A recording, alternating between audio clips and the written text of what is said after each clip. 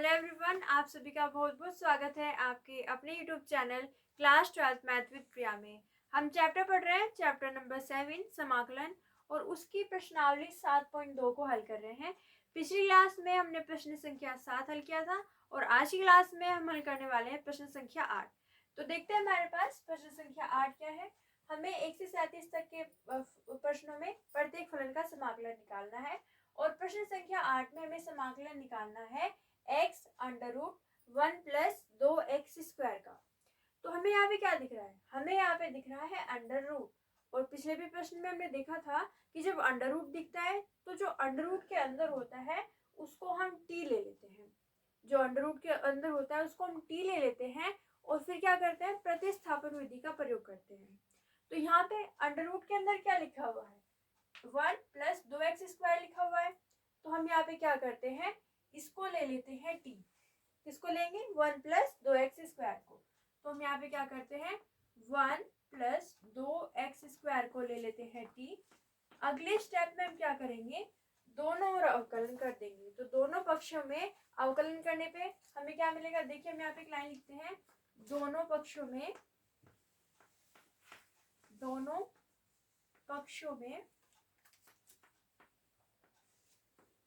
अवकलन करने पर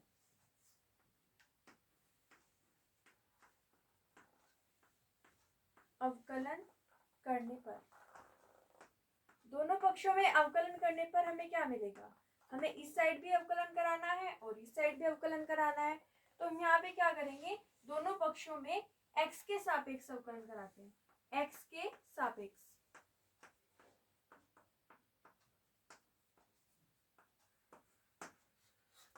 तो x के सापेक्ष जब हम अवकलन कराएंगे तो एक क्या है, एक तो अचर है, तो उसका अवकलन कितना होगा? 0 होगा।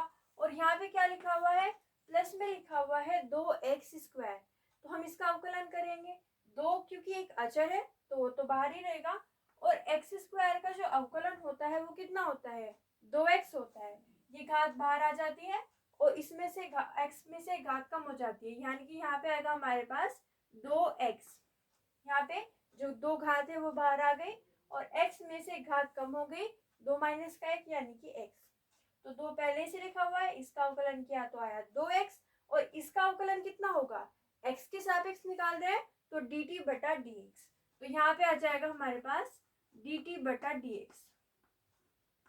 अब यहाँ पे क्या करते हैं, dx को इधर ले जाते हैं और ये जो 4 है उसको dt के नीचे ले आते हैं। ठीक है, तो हम यहाँ पे क्या करेंगे, x और dx को इधर ले जाएंगे और ये हो जाएगा हमारे पास dt, और ये क्या हो जाएगा? 4 हो जाएगा। तो उस 4 को हम नीचे ले आते हैं, ये हो जाएगा dt बटा 4। हमने यहाँ पे क्या किया, हमने यहाँ पे 1 प्लस 2x² को ले लिया t। दोनों पक्षों में अवकलन कराने पर x के सापेक्ष तो क्या मिला? इसका अवकलन हुआ 0, इसका अवकलन किया तो आया 2, और इसका अवकलन हुआ तो 2x आया। इसका अवकलन किया तो dt बटा dx आया। अब dx को हम इधर ले गए और इस 4 को हम dt के नीचे ले आए। अभी जो दोनों मान है उनको हम अपने प्रश्न में लिख देते हैं। तो यहाँ पे हम क्या करेंगे, समाकलन के अंदर इनके मान रखेंगे, x dx। इसकी जगह पे क्या लिखना है? dt बटा 4 लिखना है। तो हम यहाँ पे क्या करते हैं, इसकी जगह पे लिख देते हैं dt बटा 4। इसकी जगह पे हमने लिखा, ये जो x dx लिखा हुआ है इसकी जगह पे dt बटा 4 लिख दिया। अब अंडर रूट के अंदर क्या लिखा हुआ है? अंडर रूट के अंदर लिखा हुआ है 1 प्लस 2x की घात 2, ये लिखा हुआ है। और ये क्या है? ये तो t है, तो हम यहाँ पे क्या लिख देंगे? t लिख देंगे। अंडर रूट के अंदर क्या हो जाएगा? t हो जाएगा। ठीक है, अब 1 बटा 4, ये क्या लिखा हुआ है? 1 बटा 4 लिखा हुआ है ना, तो उसको हम क्या करते हैं, समाकलन से बाहर कर देते हैं क्योंकि वो चर है। तो यहाँ पे आ जाएगा हमारे पास 1 बटा 4, और यहाँ पे आएगा समाकलन under root t. Under root t को हम घात के रूप में किस तरीके से लिख सकते हैं?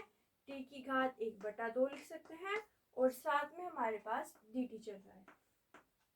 ठीक है, हमने यहाँ पे क्या किया, देखो अंडर रूट टी को लिख दिया टी की घात 1 बटा 2। ये जो 1 बटा 4 है उसको कर दिया समाकलन से बाहर। अब इसका हमें समाकलन निकालना है, तो हमारे प्रश्न को हमने किस तरीके से सिंप्लीफाई कर लिया है।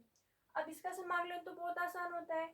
यहाँ पे t की घात 1 बटा 2 का हमें समाकलन निकालना है किसके सापेक्ष, टी के सापेक्ष। तो हम एक फॉर्मूला जानते हैं, फॉर्मूला कौन सा है वो, कि समाकलन x की घात n dx is equal to, ये क्या होता है, x की घात n प्लस 1 और बटा में आता है n प्लस 1। ये फॉर्मूला होता है। यहाँ पे x है और dx है, तो कोई बात नहीं, हम x को t लिख देंगे और dx की यहाँ पे क्या लिख देंगे, dt। तो फॉर्मूला बनेगा हमारे पास समाकलन t की घात n dt बराबर, यहाँ पे x की जगह पे t, तो ये हो जाएगा t की घात n बटा n प्लस 1 और नीचे आएगा n प्लस 1। ठीक है, तो यहाँ पे n का मान हमें रखना होता है फॉर्मूले में और हमारा आंसर आ जाएगा। तो n का मान क्या है, n का मान है 1/2। n का मान कितना है, 1/2 है, तो हम यहाँ पे n का मान रख देते हैं। तो ये मिलेगा समाकलन t की घात 1/2 dt बराबर, यहाँ पे क्या आएगा, t की घात 1/2 प्लस 1। n का मान कितना रख रहे हैं, n का मान रख रहे हैं 1/2 और नीचे कितना आ जाएगा, 1/2 प्लस 1 आएगा। तो ये क्या मिलेगा, t की घात 1/2 प्लस 1 यानी कि 3/2। तो यहाँ पे मिलेगा 3/2 और ये भी आ जाएगा 1/2 प्लस 1 यानी कि 3/2। ठीक है, इसको थोड़ा सा ऊपर करेंगे तो मतलब ये हो जाएगा 2/3 t की घात 3/2। हमने इसका समाकलन किया, फॉर्मूला लगाया x की घात n का फॉर्मूला। ठीक है, यहाँ पे x की यहाँ पे t और dx की यहाँ पे dt लिख दिया, तो उसके लिए फॉर्मूला बन गया। यहाँ पे हमने n का मान कितना रखा, 1/2, तो इसको सोल्व करके हमें कितना मिला, 2/3 t की घात 3/2, यानी कि इसका जो उत्तर आया है वो आया है 2/3 t की घात 3/2। तो उसको हम यहाँ पे लिख लेते हैं, ये आया हमारे पास 1/4 पहले से चल रहा है और यहाँ पे कितना आया है, 2/3 t की घात 3/2। ठीक है, और प्लस में क्या लगा देंगे, c, समाकलन का चर। अब इसको थोड़ा सा सिंप्लीफाई करते हैं। यहाँ पे क्या हो जाएगा, इस 2 से 2 टाइम कैंसिल हो जाएगा, मतलब यहाँ पे मिलेगा हमें 2 और ये कितना हो जाएगा, 1/2 गुना 3 यानी कि ये मिलेगा 1/6। ठीक है, इस 2 से 2 टाइम कैंसिल हो गया और ये मिला हमें 1/6। t का मान कितना है, t का मान जो है वो 1 + 2x² है, तो उसको हम यहाँ पे लिख देते हैं। तो ये मिलेगा हमें 1 + 2x² और उसकी पूरी की घात कितनी है, 3/2 है, और प्लस में हमारे पास क्या चल रहा है, c, समाकलन का चर c। ठीक है, तो ये आ गया हमारे पास इसका फाइनल आंसर। एक बार फिर से देखते हैं हमने इसको किस तरीके से हल किया। सबसे पहले हमने क्या किया, सबसे पहले हमने देखा अंडर रूट है, तो अंडर रूट के अंदर जो है उसको हम t ले लेते हैं। तो हमने 1 + 2x² को क्या ले लिया, t। ठीक है, फिर हमने क्या किया, दोनों पक्षों में अवकलन कराया x के सापेक्ष, तो इसका अवकलन 0, इसका अवकलन कितना हुआ, 2 × 2x हुआ और इसका अवकलन x के सापेक्ष हो गया dt/dx। ठीक है, dx को इधर ले गए और 4 को dt के नीचे ले आए। फिर हमने क्या किया, दोनों के मान रख दिए, इसकी जगह पे लिख दिया t और इसकी जगह पे x dx की जगह पे लिख दिया dt/4। तो हमें इस तरीके से मिल गया, 1/4 को हमने बाहर कर दिया और समाकलन के अंदर t की घात यहाँ पे कितना आ गया, 1/2। फिर हमने फॉर्मूला लगाया x की घात n वाला और हमारे पास कितना आया उत्तर, 1/6 और यहाँ पे t का मान हमने रख दिया 1 + 2x² और उसकी घात कितनी है, 3/2। तो आप इसका स्क्रीनशॉट ले लीजिए। ओके, तो ये हमारे पास प्रश्न संख्या 8। तो हमारे अगली क्लास में हम देखेंगे प्रश्न संख्या 9। अगर आपको हमारी वीडियो अच्छी लगी तो लाइक कीजिए, शेयर कीजिए एंड चैनल को सब्सक्राइब कीजिए।